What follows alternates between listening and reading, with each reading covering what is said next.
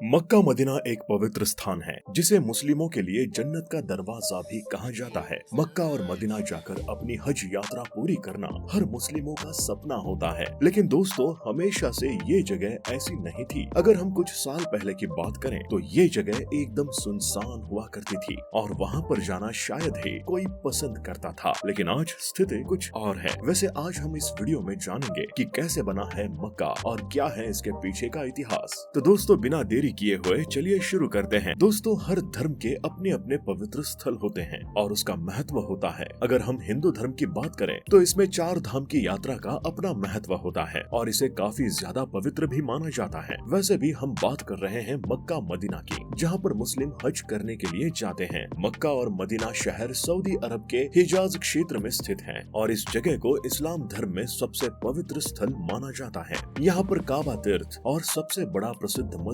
मस्जिद अल हरम भी स्थित है और यहाँ पर हर साल लाखों की संख्या में मुस्लिम हज के लिए जाते हैं। मक्का में ही एक पवित्र स्थल है जिसका नाम काबा है। ये क्यूब के आकार की एक इमारत है जो 40 फीट लंबी और 33 फीट चौड़े ग्रेफाइट पत्थर, काले पत्थर व सोने से बना हुआ है और इस काबा में एक भी खिड़की नहीं है। सिर्फ आने और जाने के लिए केवल एक दरवाजा बनाया गया है। काबा के अंदर पूर्व की तरफ जमीन से लगभग 5 फीट की ऊंचाई पर एक पवित्र काला पत्थर भी स्थित है। इस्लामी परंपरा के अनुसार नमाज पढ़ते समय सभी मुस्लिम लोग हमेशा काबा के तरफ मुंह रखते हैं और तीर्थ यात्री तवाफ नाम की रस्म के अनुसार काबा की 7 परिक्रमाएं करने के बाद इस काले पत्थर को चूमते भी हैं। इसके बारे में ऐसा भी कहा जाता है कि काबा वो स्थान है जहाँ से पृथ्वी की शुरुआत हुई थी। अब हम बात करेंगे इसके इतिहास के बारे में। इस काबा के निर्माण के बारे में लोगों का अलग अलग कहना होता है। जैसे कुछ लोगों का कहना है कि काबा का निर्माण फरिश्तों ने आकर किया है। साथ ही कुछ लोगों का कहना है कि आज भी यहाँ पर 70,000 फरिश्ते काबा के परिक्रमा करने आते हैं। अरब देशों के मुताबिक ऐसा भी कहा जाता है कि मुस्लिम के भगवान यानी अल्लाह ने सबसे पहले 2 इंसान को बनाया था, महिला और पुरुष को, जिसका नाम आदम और हव्वा था। जब अल्लाह इनसे नाराज हो गए थे तो इन दोनों को धरती पर भेज दिया गया था, जिसके बाद ये दोनों एक दूसरे से अलग हो गए और जब कई सालों के बाद जिस जगह पर दोनों की मुलाकात हुई वो स्थान मक्का था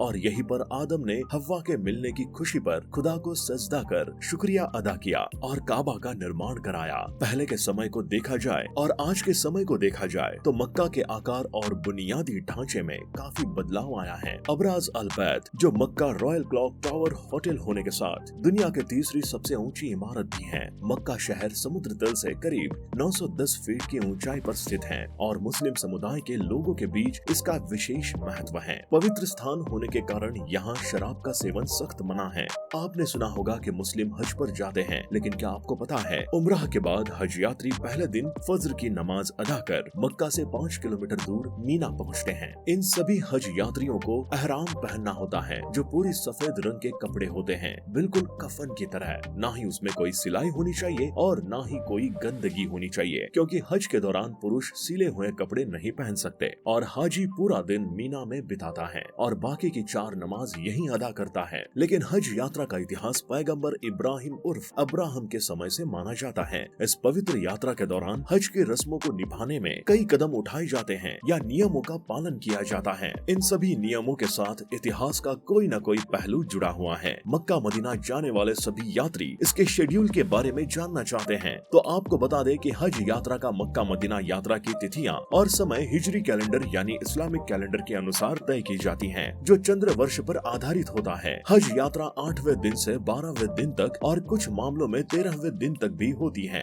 तो कैसा लगा दोस्तों आज का ये वीडियो, हमें कमेंट बॉक्स में बताइए और चैनल पर नए हैं तो चैनल को सब्सक्राइब कर ले।